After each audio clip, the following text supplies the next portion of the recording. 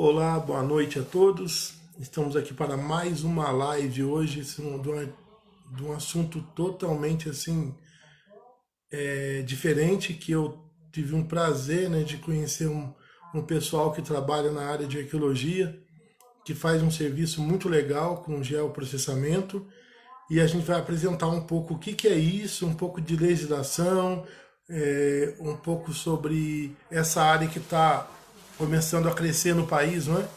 Que é essa área arqueológica, também para estudo ambiental, que é tão importante, tá? Hoje quem vai estar aqui para a gente é o Caio, da empresa Alves. Aí ele acabou de entrar aqui. Vamos lá, vou convidar ele já.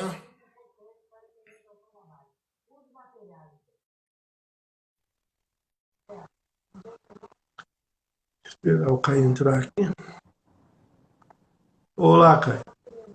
Tudo bom, Olá, Caio? boa noite. Boa Tudo noite. bem? Boa Tá noite. dando certo aí a imagem? Tá sim. Tá, se você puder subir um pouco a sua imagem a imagem do celular, tá cortando um pouco sua cabeça só. Aí, agora sim. Tranquilo. Beleza? Beleza, aí Show. tá ótimo. Tá? Ô, Caio, normalmente assim, no começo da live a gente pede para nosso convidado se apresentar, tá bom? Para o pessoal começar a entrar, não é? E curtir essa live hoje, que vai ser muito legal. Aí, ó, o pessoal do Ambiental Gel aí já entrou também, já entrou mais gente também, né? E o pessoal tá todo mundo entrando. E hoje vai ser uma live assim muito legal, tenho certeza, né? Que é um assunto assim que para quem gosta de história, meio ambiente, é uma live muito legal. Então, Caio, por favor, se apresenta aí pra gente. Primeiro agradecer você, Celso, pela oportunidade, pelo convite de estar aqui junto com vocês nessa live. Então, me apresentando, meu nome é Caio Freitas, eu sou analista de geoprocessamento e fundador da Orbis Geotecnologias. Atualmente eu sou graduando em engenharia ambiental também pela Universidade Federal da Paraíba. E hoje a gente vai ter essa conversa aí, bem bacana, sobre, ó, o pessoal aí comentando, Aí, ó. meus conterrâneos, meus amigos. Hoje a gente vai ter essa conversa bem bacana aí sobre o geoprocessamento aliado à arqueologia no licenciamento ambiental. Isso mesmo. Então, Caio, eu queria que você explicasse um pouco. Pode falar um pouco sobre a sua empresa, para a gente ter uma ideia como que é. Aonde você está localizado, tudo isso. Bacana, bacana. Então, a Orbis, ela é uma startup, né, da área de geotecnologias. Nós estamos alocados fisicamente em João Pessoa, Paraíba, mas atendendo clientes em qualquer lugar do mundo e de qualquer lugar do mundo, né? Que a gente trabalha com tecnologias remotas de aquisição de dados georreferenciados e nós prestamos uma série de serviços e produzimos uma série de produtos. E eu escrevi uma colinha aqui porque são muitos. Tá, E beleza. bom, a OBS ela tem por objetivo trazer soluções em geotecnologias para diversos problemas de diferentes áreas, e não só da área ambiental, Sim, mas de áreas que muitas vezes a gente acha que o geoprocessamento não se aplica nisso, mas se você investigar um pouquinho, você descobre que se aplica. E eu queria dar um exemplo bem nada a ver, assim, bem diferente. Por exemplo, uma empresa de internet, que presta serviço de internet. Geralmente as empresas que prestam serviço de internet elas não têm um mapeamento preciso de onde estão seus clientes, de quais endereços são atendidos pelos seus serviços. E então também uma potencialidade do geoprocessamento, você inserir esses dados, organizar esses dados de forma espacializada, de uma sim, maneira que facilite a interpretação e facilite a leitura. Então eu dei esse exemplo da empresa de internet só para sair um pouco assim da caixa e entendi. fazer o espectador compreender que se a localização ela é importante para o seu negócio, então o geoprocessamento com certeza é a sua ferramenta. Então a Orbis ela presta alguns serviços que eu vou elencar aqui alguns, certo? Primeiro, a gente presta serviços para academia, para trabalhos acadêmicos, como TCC, dissertação, teses. Inclusive, nós praticamos preços diferenciados para incentivar, né, a pesquisa científica, Uhum. a produção científica, E a gente vem produzindo mapas de localização para artigos, mapas de altitude, mapas hipersométricos, que é a altitude representada em cores, mapas de declividade, de acordo com o que rege a Embrapa, né? Embrapa, considerando um ângulo de 45 graus como 100%, a gente consegue fazer esses mapas de declividade, plano, Sim. montanhoso, suave, mapas temáticos em geral, curvas de nível, índices de vegetação, que é o famoso NDVI, né? Que é aquele índice que você consegue aferir a saúde de uma lavoura, por exemplo, através de imagens, imagens de satélite. Índices de corpos hídricos também, a gente consegue achar água através do sensoramento remoto. Sim. A gente consegue delimitar onde tem área construída, onde tem solo exposto, e todas essas informações elas podem compor um mapa de ocupação e uso do solo, que também é Uhum. um produto que nós fazemos. Enfim, nós temos vários produtos para atender diferentes demandas, e o espectador ele pode visitar o nosso perfil no Instagram, da Orbis, que nós temos vários exemplos, inclusive algumas dicas para quem já mexe com geoprocessamento. Eu dou algumas dicas lá de como fazer algumas operações e alguns conceitos básicos aí utilizando o software livre QGIS. Inclusive o Caio me mandou um vídeo dando uma amostra de como que faz um trabalho, né? Também usando geoprocessamento. Pelo, Isso é spoiler, viu? Isso é spoiler. ele me mandou lá um vídeo, foi muito interessante. E é engraçado, porque na verdade o meu trabalho de conclusão científica, o meu trabalho da faculdade, do TCC, Aham. foi ao geoprocessamento para análise ambiental. Eu acabei fazendo um trabalho de conclusão na área de geoprocessamento mesmo, pra você ter uma ideia. E o Quer que você dizer, fez? Fala um pouquinho aí desse trabalho. que eu fiz análise de um bairro aqui em Campos do Jordão chamado Parque da Ferradura. Eu analisei ele todo, vegetação, rio, declividade, para analisar o bairro, ver quais eram os lotes que tinham condições ou não de serem utilizados conforme a legislação ambiental vigente. Então foi um trabalho bem legal, assim, sabe? Deu um suador um pouco, mas ficou legal, foi bem interessante. Tá? Então é uma área que eu gosto muito. E agora, voltando pro tema, a questão de arqueologia, tá? Que eu queria que você falasse um pouco como é a elaboração de trabalhos para essa área. E já discorrer também, ô Caio, com relação ao porquê de utilizar, se é solicitado ou não, em que momento isso é solicitado, a legislação vigente, tá? Por favor, fica à vontade. Bom, vamos lá. Então, o objetivo dessa discussão, até pelo título, né, da live, é o licenciamento ambiental, né? Sim. Então, para o público que não é, talvez não seja da área ambiental, vamos explicar rapidão o que é licenciamento ambiental. Uhum. Licenciamento ambiental, ele é um procedimento prévio que qualquer empreendimento com potencial para causar impactos ambientais e socioeconômicos ou socioeconômicos, ele é obrigado por lei a cumprir. Então, o empreendedor ele precisa dar entrada na licença prévia junto ao órgão licenciador, que é um órgão vinculado ao SISNAMA, né, o Sistema Nacional do Meio Ambiente. E aí, inicialmente, ele apresenta a planta de localização e os demais documentos exigidos por lei. Então, basicamente, isso é o licenciamento ambiental. É um instrumento de gestão, né? Aí você vai aferir, vai mensurar qual que é o potencial de impacto daquele empreendimento, de que forma ele vai impactar, quais serão as medidas mitigadoras, quais serão as medidas compensatórias e por aí vai. Então, nesse processo de licenciamento ambiental, existem duas áreas, duas delimitações que são meio que chave em todo esse processo, que são a ADA e a AID, né? Sendo a ADA a área diretamente afetada, que seria a área onde de fato o empreendimento vai ser instalado, o canteiro de obras, né, digamos assim, e a AID, que seria a área de influência direta, que é uma extensão dessa ADA, um buffer, né, como a gente costuma falar aí na linguagem do geoprocessamento. Uhum. E como é que a gente chega na arqueologia nessa história? Bom, o licenciamento ambiental, como eu acabei de falar, ele diz respeito apenas aos órgãos licenciadores que fazem parte do CISNAMA.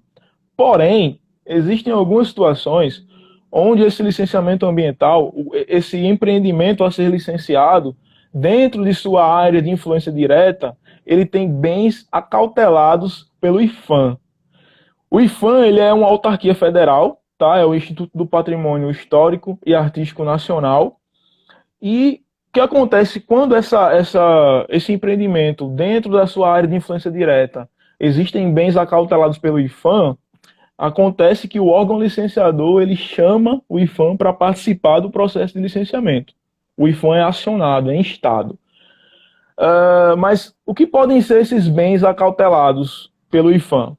Bom, são diversos, tá? Como é o Instituto do Patrimônio Histórico e Artístico Nacional, então aí pode ser bens imateriais, como, sei lá, teatro de bonecos, capoeira, forró, essas expressões culturais.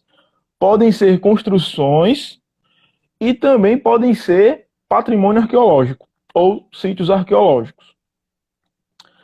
Então, em quais situações o IPHAN participa do licenciamento ambiental? Eu já falei, né? Quando, dentro da sua ideia, o empreendimento tem bens acautelados pelo IPHAN. E o IPHAN, quando ele é acionado pelo órgão licenciador para participar desse processo de licenciamento, ele se norteia numa instrução normativa, que é a IN 001 de 2015, que é a normativa que regulamenta a ação dessa autarquia. E ela regulamenta da seguinte maneira: ela estabelece níveis, ela classifica os empreendimentos em níveis de 1 a 4, e cada nível vai ter cuidados diferentes de acordo com as suas especificidades. Então, nessa instrução normativa, ela tem um quadro, uma tabela super complexa, que considera vários parâmetros que é impossível decorar. Eu fui estagiário do IPHAN por um ano e tentei decorar esse negócio, mas toda vez eu tinha que consultar, porque é realmente bem complexo. Aí vem uma coisa importante, colocar um adendo, que a função do técnico realmente não é decorar. O técnico tem que saber pesquisar. Ele tem que saber onde achar informação. Onde achar informação. Informação de qualidade. Isso é fundamental. Não é verdade, cara? Isso é fundamental. Tá bom? Exatamente. Pode continuar, Caio. Então, aí continuando, né? E tem esse quadro, né, super complexo, que é meio que o terror do pessoal. Porque, assim, as pessoas sempre tentam decorar esse negócio para evitar, porque ele é até difícil de ler. Acredito eu que não seja tão didático, não seja tão... Enfim, né? Poderia ser melhorado. Mas é o que temos, né? A legislação que temos. Então, esse quadro, ele estabelece esses 4 níveis, sendo o nível 1, o empreendimento que é caracterizado como nível 1, ele demanda apenas uma assinatura de um termo de compromisso, onde o responsável pelo empreendimento, ele vai assinar um termo de compromisso, afirmando que, caso durante a execução das obras ele encontre algum bem arqueológico, ele é obrigado a acionar as autoridades, contratar um arqueólogo para fazer o resgate e tomar todas as providências cabíveis que são previstas na própria instrução normativa. Isso no nível 1. Já se o empreendimento é classificado no nível 2, ele demanda um acompanhamento por um profissional da arqueologia. Carlos, o que está caindo muito é o quê? Sou eu... do Celso. Deixa eu ver aqui com o Carlos. Pessoal, tá normal aí? Como é que tá?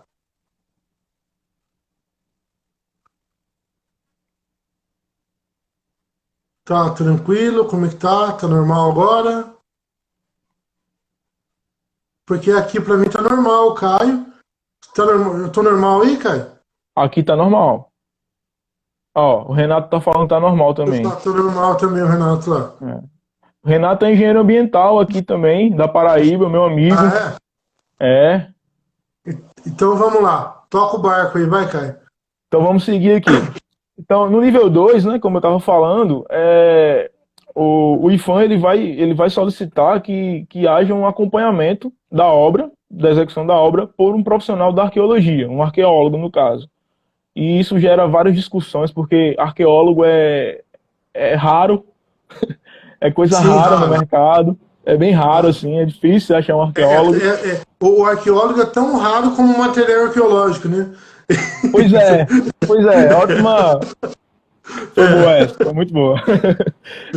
Então, aí ele vai demandar um acompanhamento por um profissional da arqueologia, porque o IFAM, ele entende que o potencial ali é maior e o risco de se destruir, né, algum bem arqueológico é maior, então ele precisa que alguém fique lá de olho o tempo todo.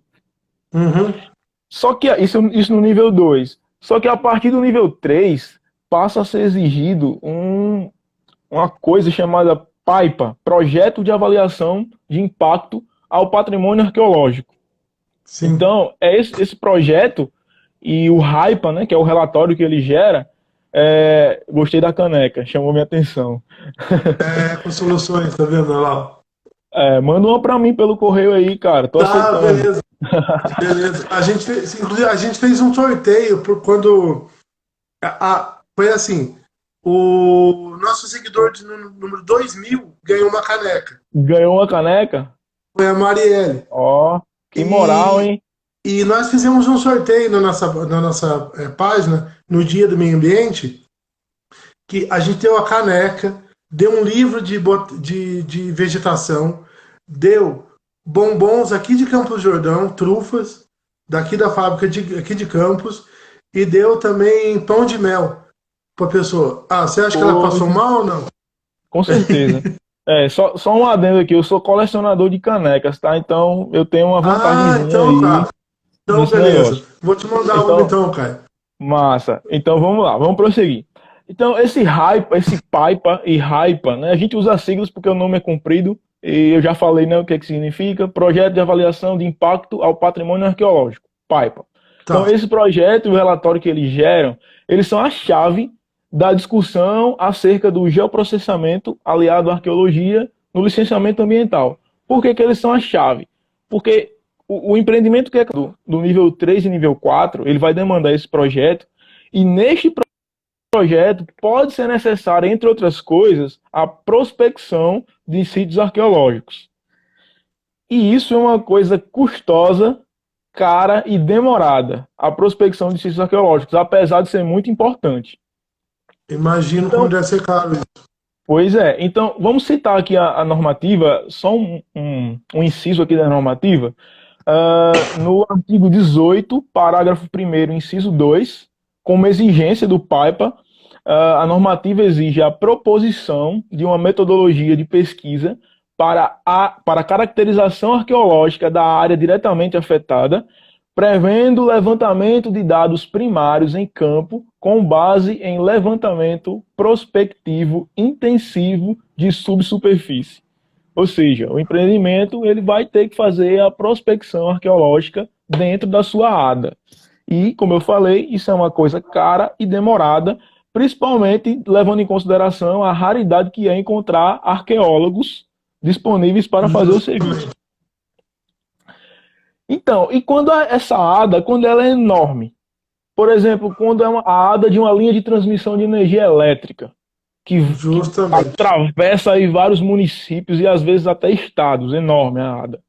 Você vai prospectar a ADA inteira procurando sítios arqueológicos? Complicado, né? Então, Sim. o geoprocessamento, mais precisamente o sensoriamento remoto, ele pode direcionar o tempo e o custo da prospecção para uma área de maior potencial arqueológico, visto que é muito provável que a maior parte da área não tenha potencial arqueológico. Ô, Caio, fazer um adendo aqui. Explica um pouquinho assim o que que é sensoriamento remoto, para o pessoal entender.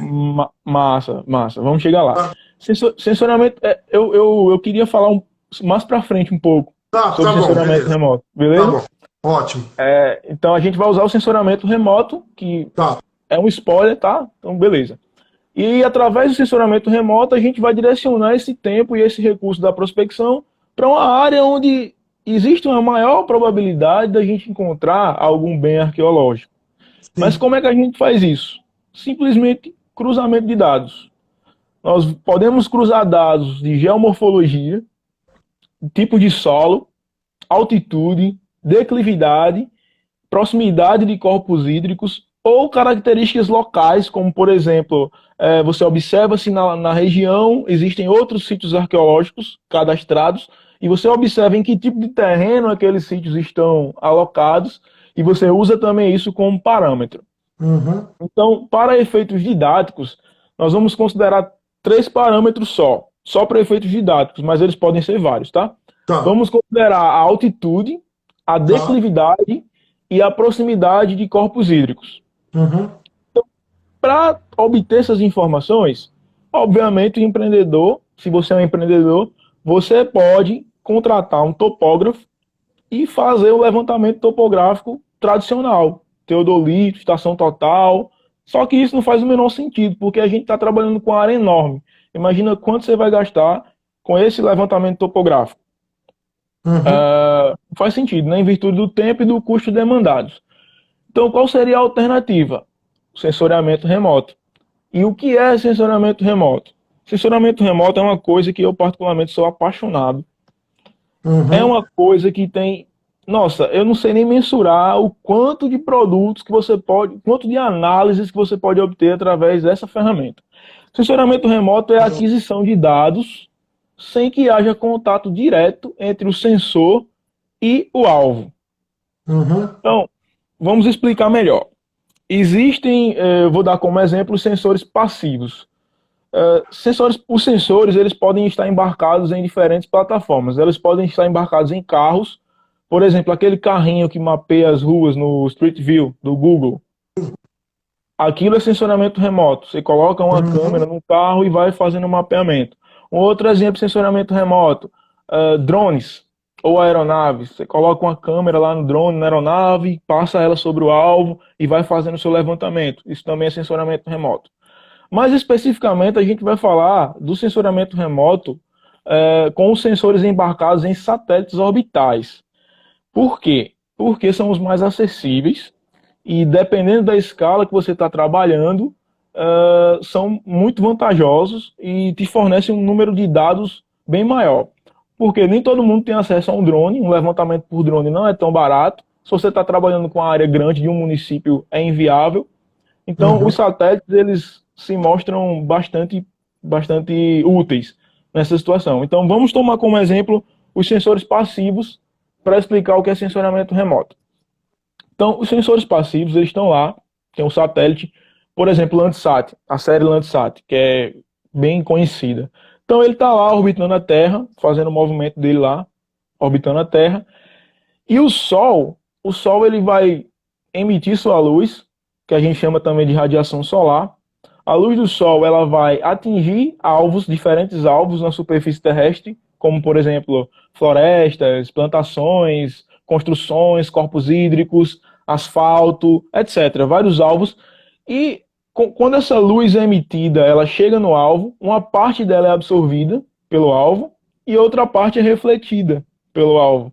E essa parte refletida, ela chega, o sensor capta essa resposta reflexiva e registra uma imagem. Só que aí vem a peculiaridade de cada alvo. Cada alvo, ele reflete e absorve de maneiras diferentes. Então, Uhum. se você pegar lá a curva espectrofotométrica, que eu odeio pronunciar essa palavra, que é gigante, mas se você pega essa curva, você vai ver que a água ela reflete mais em tal faixa do espectro e absorve em tal faixa do espectro. Mas a plantação ela reflete muito no infravermelho e absorve muito o verde. Enfim, tem várias peculiaridades em cada alvo. E a partir dessas peculiaridades, dessas diferenças de resposta de reflectância e absorbância, é que nós fazemos as análises utilizando o sensoramento remoto. Sim. E aplicando isso ao que a gente está tratando, que é o levantamento, a prospecção de sítios arqueológicos, eu citei anteriormente três parâmetros, que eram a altitude, declividade e corpos hídricos. Então, existe um tipo específico de sensor, que são os radares, certo? Que eles são um Sim. pouquinho diferentes.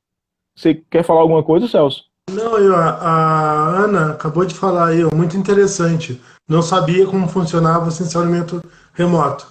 Aí, ó, ela já Ah, é ficou. bem legal. Pois é, ficou interessada.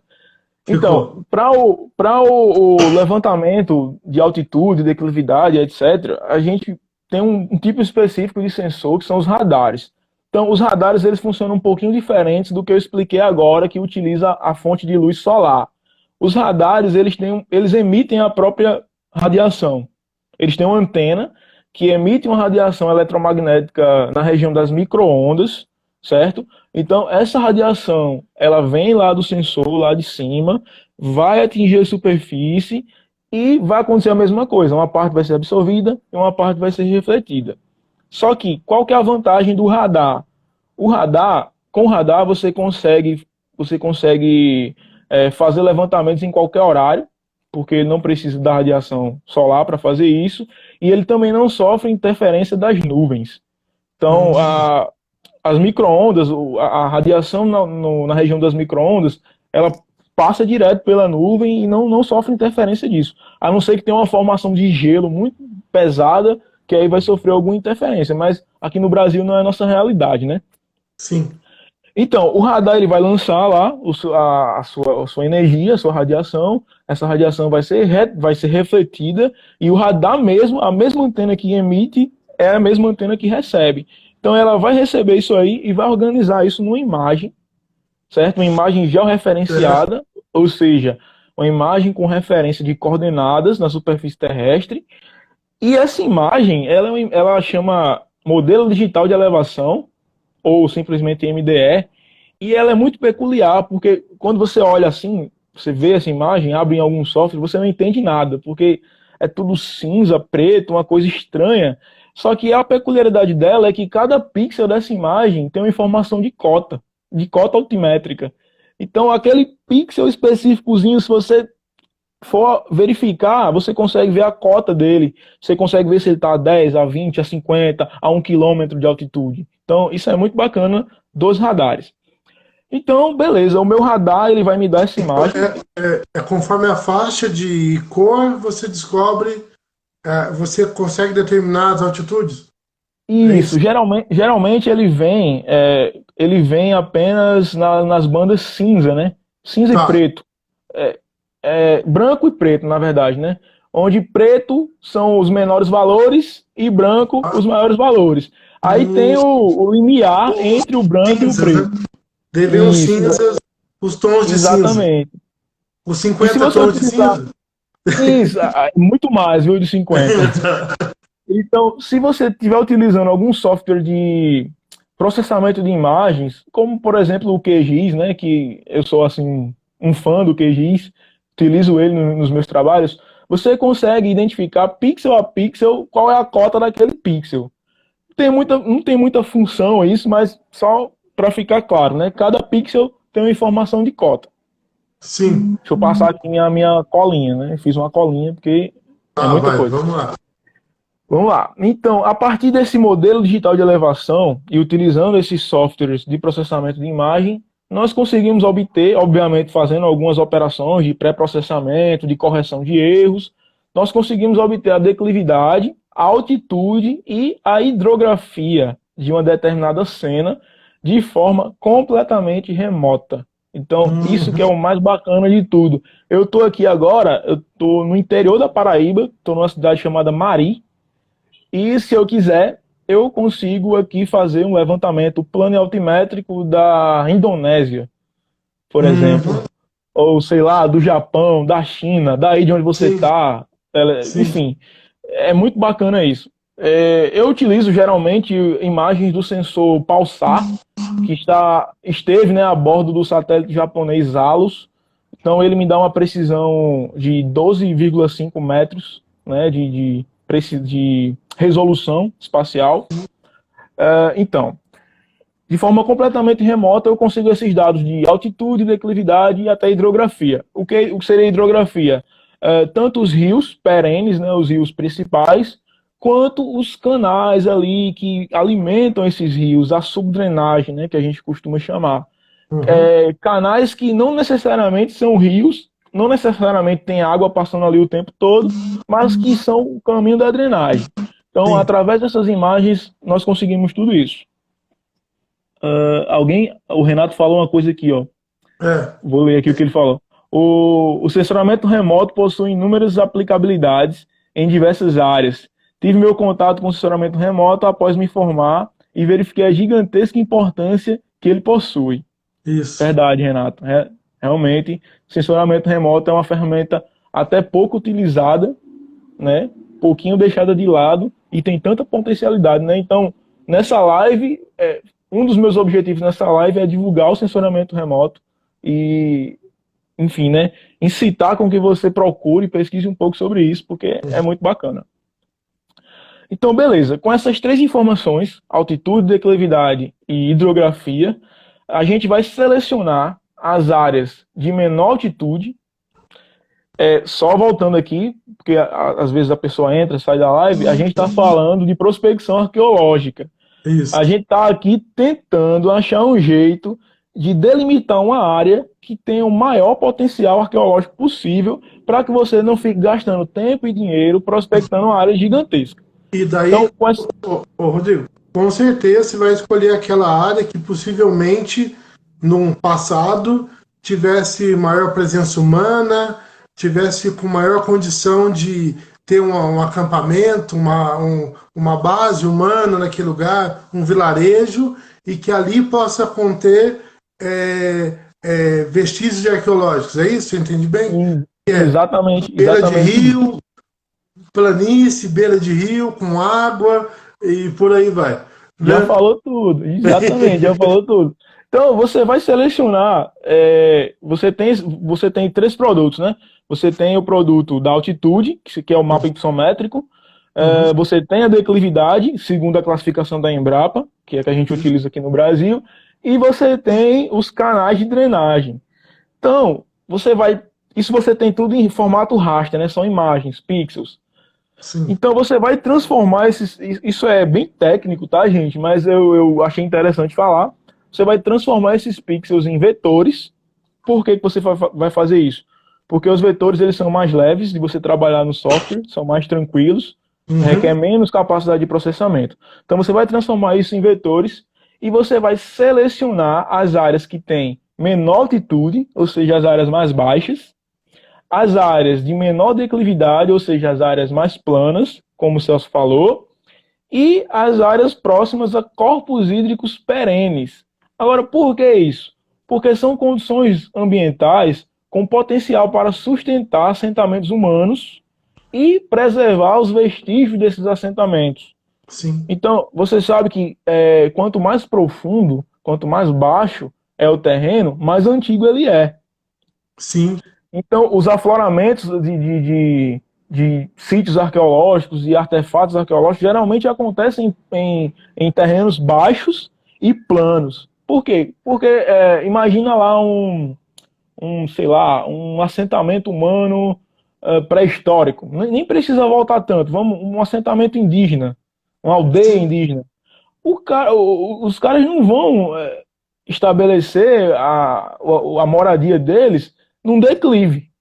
Não faz sentido. Ele vai procurar um lugar plano.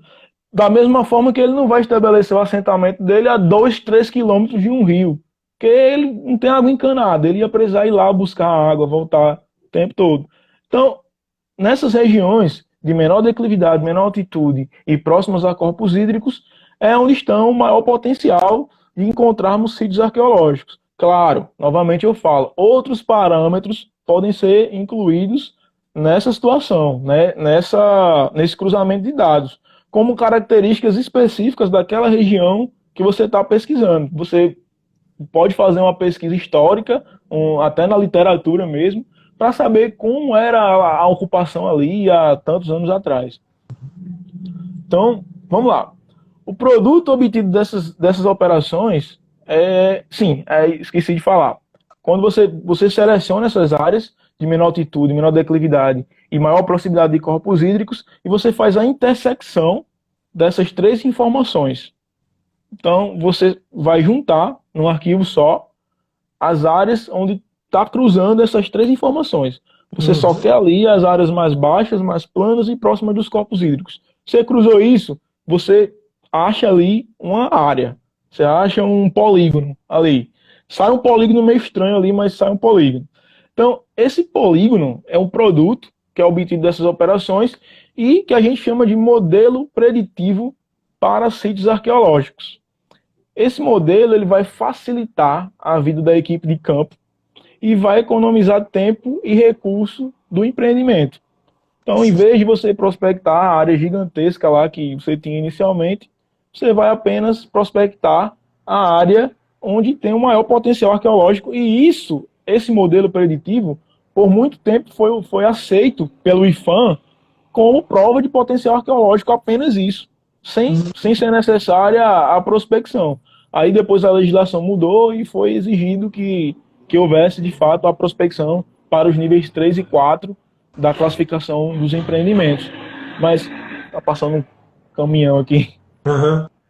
Mas, mesmo assim, mesmo não sendo aceito apenas esse modelo para o licenciamento ambiental, se o seu empreendimento precisa fazer a prospecção arqueológica, então é mais do que recomendado que você procure um profissional que faça isso para você, que te ajude a delimitar essa área, a fim de usar os seus recursos aí de fato na execução da sua obra e economizar tempo e dinheiro. Né?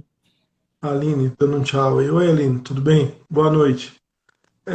O seguinte, fazer uma pergunta para você que me surgiu uma dúvida aqui que eu acho que você pode esclarecer.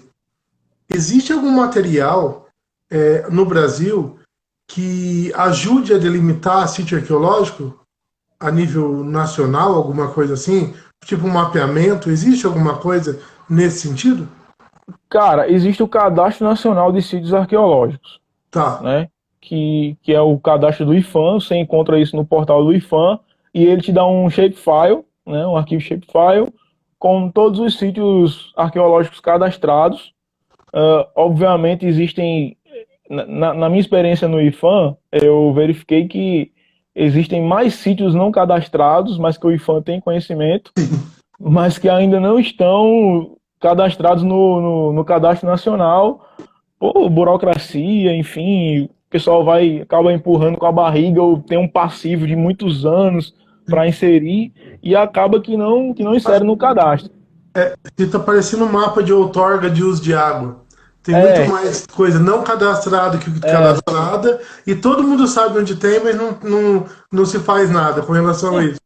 mas o pior é quando você tem informação georreferenciada, inclusive, Justamente. do sítio, você tem tudo ali, mas não faz o cadastro. Por que você não faz o cadastro? Porque você tem centenas. E você não dá conta, e tá chegando mais o tempo todo, né? Tá chegando mais processo o tempo todo. É um Porque, passinho que você não dá conta. na verdade, o Brasil é um grande sítio arqueológico, né? Se você for pensar bem. Porque se você for pensar que quando os portugueses chegaram aqui, tinham mais de 300 etnias indígenas diferentes, vivendo nesse Brasil inteiro, do Iapoca ao Chuí, você tem uma noção do potencial de sítio arqueológico que você tem dentro do Brasil. É uma coisa absurda. E a tristeza que bate quando a gente lembra que a gente não sabe quase nada sobre esses povos, né? Justamente, Que não as sabe. Aliás, informações foram apagadas. você tem que ver uma coisa importante, que vários deles, a língua, por exemplo, foi totalmente perdida, dizimada. Não se sabe nem que línguas eles utilizavam, ou se tem conhecimento de 10 palavras no máximo, entendeu? É uma coisa impressionante o que se sabe deles, é assim, ínfima. E agora, outra pergunta interessante. Quando você estava no IPHAN, ou agora, no IPAN, aliás, você chegou a vocês chegaram a encontrar sítio arqueológico nesse período de trabalho? Sim. Então, o IPHAN, ele não faz a prospecção, Tá. mas as empresas, como eu expliquei, né, Sim. do processo legal do licenciamento, elas acabam encontrando Uhum. na prospecção sítios arqueológicos. E são justamente esses sítios que são arquivados pelo IPHAN e que não vão para o Cadastro Nacional, mas que o IPHAN tem conhecimento. E isso chega o tempo todo, cara. Isso é coisa assim, é rotina. Achar sítio A- arqueológico é rotina. Agora aquela pergunta mais importante. Você achou um sítio arqueológico, automaticamente o seu serviço parou, ou tem uma possibilidade dele continuar ainda dependendo de alguma ação que possa ser feita? Olha, eu não sou da arqueologia, mas na minha convivência lá, né, com os técnicos, com o pessoal da arqueologia, e, né, obviamente estudei um pouco da área, existem condições. O bem arqueológico ele pode ser resgatado, né, dependendo do bem, se for artefato, urnas, ferramentas, ele pode ser resgatado e é dado a guarda para alguma instituição de pesquisa, que vai ter a Uhum. guarda e vai pesquisar, que vai estudar esse bem. Ele pode ser registrado, como, vou dar um exemplo aqui, imagina uma hidrelétrica, e essa hidrelétrica ela vai inundar uma área, e é achado inscrições rupestres nessa área de inundação. Não vão parar a hidrelétrica por causa dessas inscrições rupestres. Então, o que eles vão fazer? Eles vão fazer o registro desse bem arqueológico e vão liberar para inundar. Mas assim, quando você acha, no momento que você acha, é paralisado sim. Qualquer Sim. obra é paralisada no momento que você acha. Aí depois disso, vai depender caso a caso do que foi encontrado e qual o valor desse bem arqueológico que vai ser valorado de acordo com a tabelinha também que eles têm lá, né? Mas é possível continuar a obra sim, na maioria das vezes é o que acontece. É raro acontecer uma paralisação total. O que acontece é que paralisa por muito tempo, por causa das burocracias, Sim. e não sei, acaba que o empreendedor desiste, vai fazer outra coisa, ou não tem mais dinheiro, e acaba o dinheiro e para a obra, mas na maioria das vezes é resolvido, né? É registrado, é resgatado, quando é possível, assim. Inclusive, aqui na Paraíba, recentemente foi encontrado, salvo engano, na região de Pilõezinhos, que é um município na área de transição entre a Mata Atlântica e a Caatinga, e foram encontrados um monte de, acho que dezenas de urnas funerárias indígenas que foram encontrados lá. E acredito eu que elas estão sob custódia da Universidade Federal de Pernambuco, que é Sim. o centro de arqueologia mais próximo aqui, né? Na UFPB nós não temos um centro assim. Tá. E é uma. Você falou, a gente fez uma live anterior aqui sobre a Caatinga e a gente viu nessa live o quanto a Caatinga é rica, né? A Caatinga é maravilhosa, cara. É maravilhosa. Ela é rica em flora, em fauna, em história, em tudo. Ela tem uma riqueza absurda. E é um bioma que não se. Eu não falo, eu não gosto de falar bioma, porque parece que restringe, sabe? Não é restrito, porque você tem, igual você falou aí, você tem as áreas de transição de Caatinga para Cerrado, Caatinga para Mata Celso, Atlântica, entendeu? ô Celso, Então, oi, tá dando uma travada aqui, cara. tá. E agora? Vamos ver se melhora aqui. Tá dando uma travada aqui. Vai. E aí, pessoal, tá travando aí? Tá Travou me pra mim, ouvindo? não sei pra. Tá me ouvindo aí, pessoal? Tá normal para vocês? Como é que tá? Aqui para mim tá normal. Normalizou? E aí? Acho que pode continuar agora. Tá. Acho que Então, agora voltou. é que é assim, é, por causa, e inclusive na Caatinga tem um dos maiores sítios arqueológicos do Brasil, que é na Serra da Capivara, né? Aí na região do Nordeste do país, que é uma coisa fantástica o que foi achado lá, né? E o que continua sendo achado é uma coisa absurda. E uma coisa que me interessou bastante é assim, normalmente quando você vai fazer um estudo desse, quanto tempo demora mais ou menos para você fazer um estudo desse e sair um material finalizado para fazer, por exemplo, um estudo de uma área? Vai, não sei, de 10 alqueires, não sei, alguma coisa assim. Você fala o trabalho em campo. Isso, o trabalho esse trabalho de sensoriamento remoto, esse trabalho que vocês fazem. Ah, isso é rapidinho, cara. Isso aí é dependendo da área. Porque quais são os passos, né? Você precisa fazer a aquisição dos dados, Uhum. fazer a gente chama de mosaicagem, né? Porque dependendo se for uma área grande, se for uma área pequena vai ser uma cena só. Mas se for uma Sim, área grande, você vai ter que fazer a união de várias cenas. E aí você vai fazer a mosaicagem, vai fazer o pré-processamento desse mosaico, é coisa de uma semana. uma semana de trabalho, você já entrega o modelo preditivo para o cliente. E você trabalha e você acaba tendo uma precisão bem interessante para justamente ter a ver essa delimitação da área, de forma que, como você disse, o seu cliente tem uma economia financeira considerável, né? Em vez de você fazer o levantamento de uma área toda, imagina só você pegar uma rede de energia ou então uma rodovia. Eu já vi uma rodovia aqui na região sudeste Isso. ser travada por causa de um sítio arqueológico que foi descoberto no meio da rodovia. Ficou anos para finalizar a questão de recolher artefato, fazer catalogar. E eu lembro que ficou muito tempo parado. Foi em Minas Gerais isso. Ficou anos lá essa questão do sítio arqueológico. Porque isso aí, inclusive, foi antes da exigência, entendeu, Caio? De Aham. fazer o estudo mesmo do sítio arqueológico, porque hoje é uma exigência.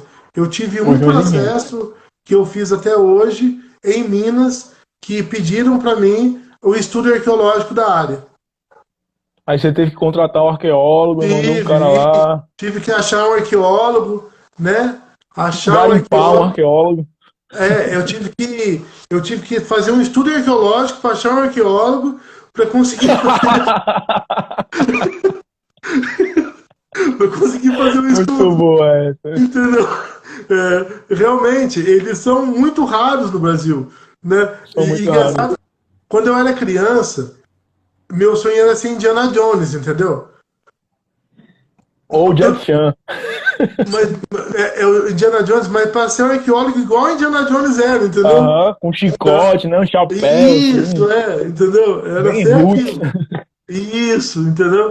Não tem Mas nada a ver com o trabalho de um arqueólogo, né? não tem nada a ver com o trabalho de Não tem nada a arqueólogo. ver. Não, eu não vou enfrentar Pois é. nazista, não vou enfrentar, entendeu? Mas Não vai achar a caveira de cristal, né? não, não, não.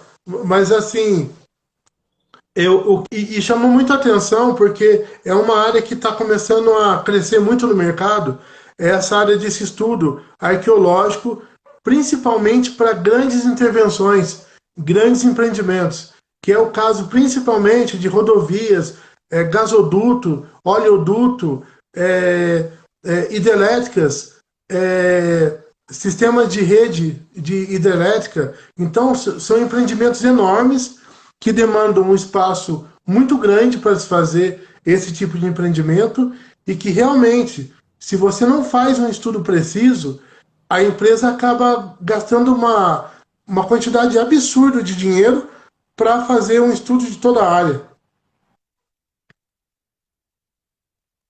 Caio. Agora o Caio deu uma travada lá. Agora voltou, calma. Voltou Caio, aqui? agora voltou. Agora voltou. Massa. Então, quanto maior a área, maior o erro se dilui. Então, o erro de precisão que eu falo do levantamento.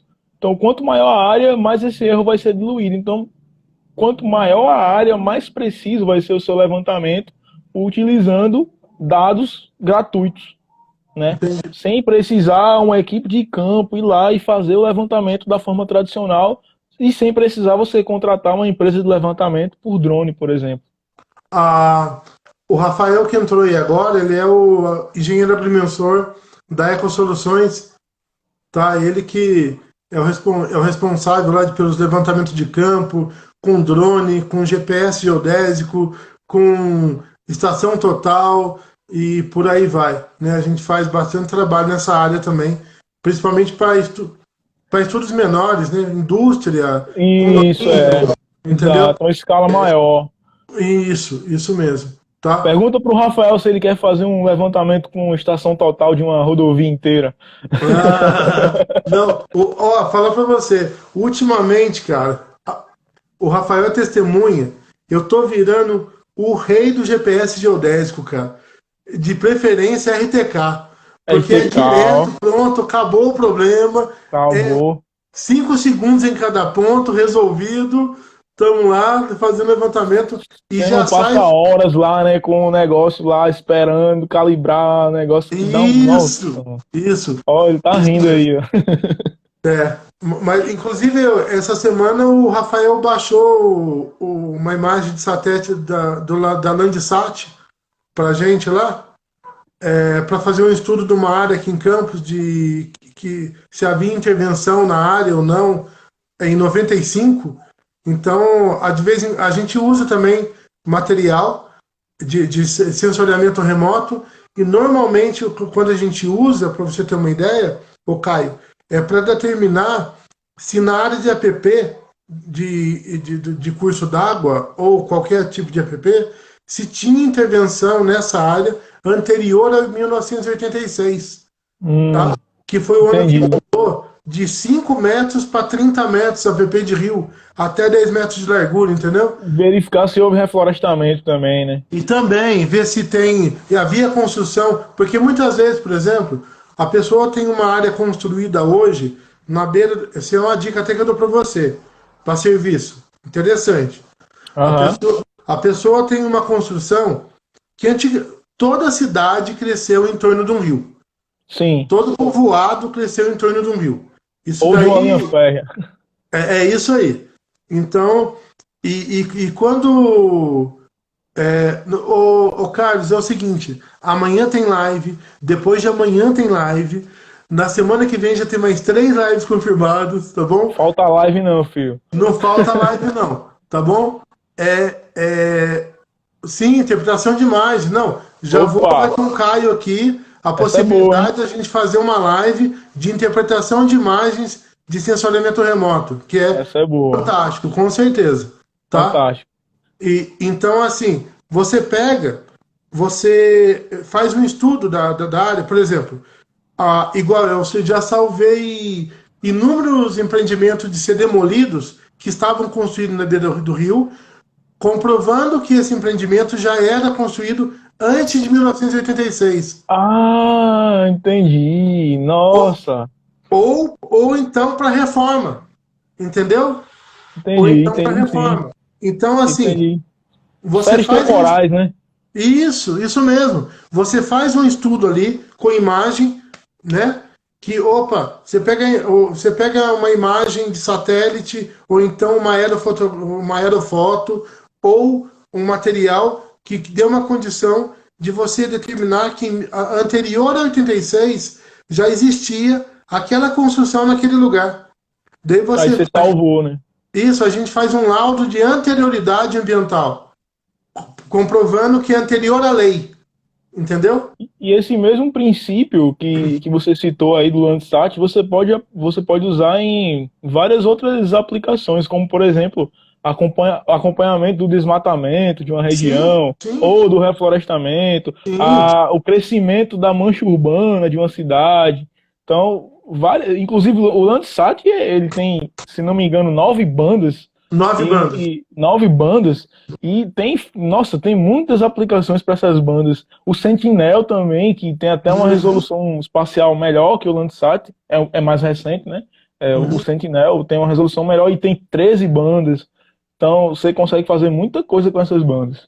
com certeza. Então é isso. Então é, o uso de imagem é fundamental para qualquer estudo ambiental. Principalmente quando você está trabalhando com antes e depois, ou então com estudo de relevo, ou então com estudo de curso d'água, declividade de 100%, uma área antropizada, igual o Rafael falou, determinar Boa, se uma Rafael. área era antropizada ou não. Isso é fantástico, realmente. E como você disse, é muito pouco utilizado ainda. Deveria ser muito mais utilizado do que é utilizado hoje, se você for ver bem.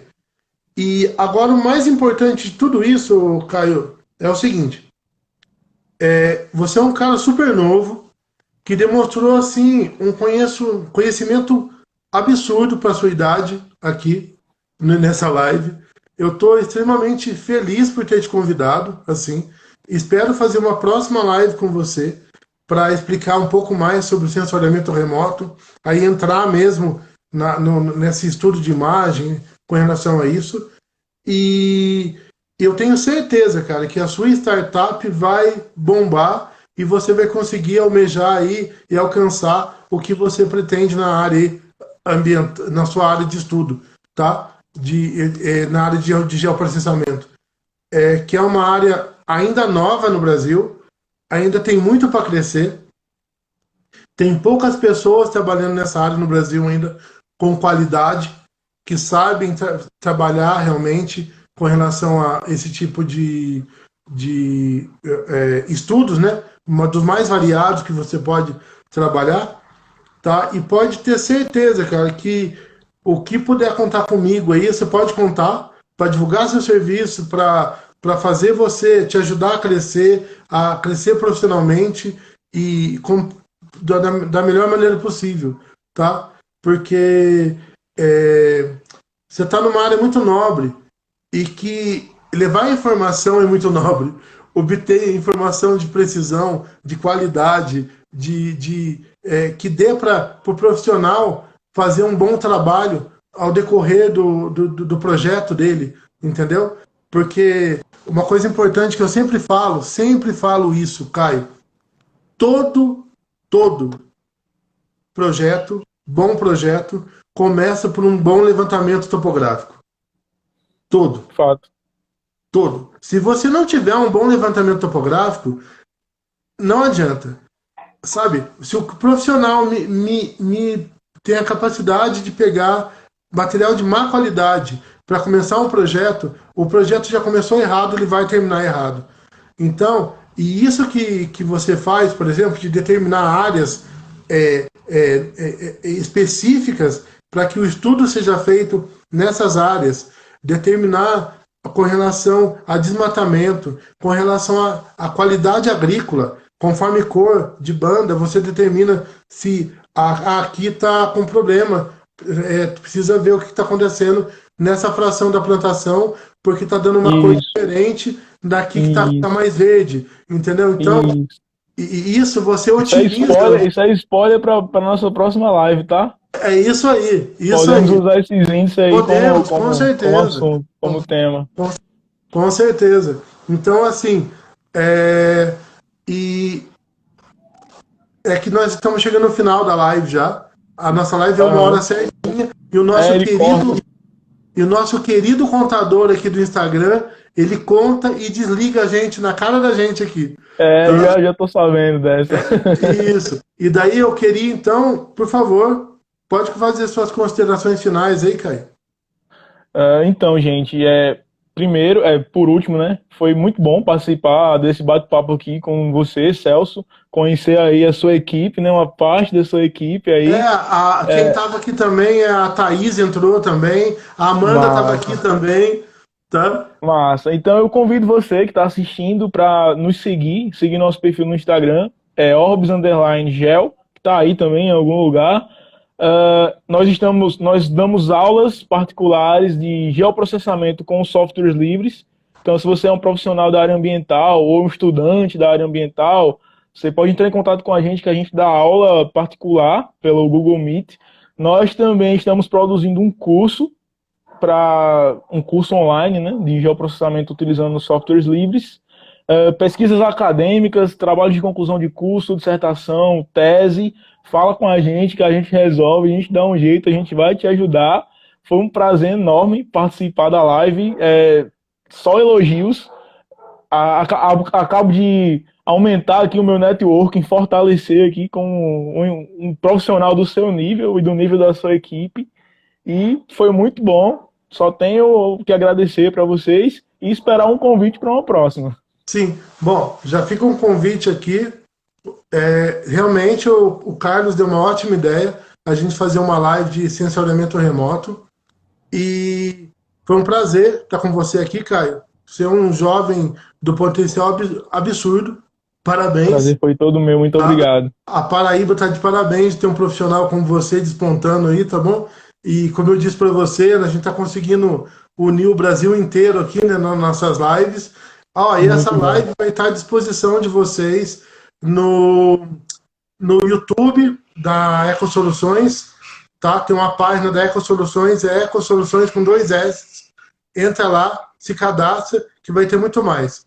Falta 27 segundos para terminar a live agora. Começou a contagem aqui. E muito obrigado novamente por todo mundo que participou. Quem quiser assistir, assiste lá que vale a pena. Foi muito legal essa live que a gente fez hoje. Tá bom? E o Ricardo aí, valeu, meu. Realmente. Valeu, O Caio Renatão. deu um show. Pode ter certeza disso, Ricardo. Tá? Um abraço para todos vocês aí. Um Falou, abraço, tchau. Celso. Até uma próxima oportunidade. Tchau.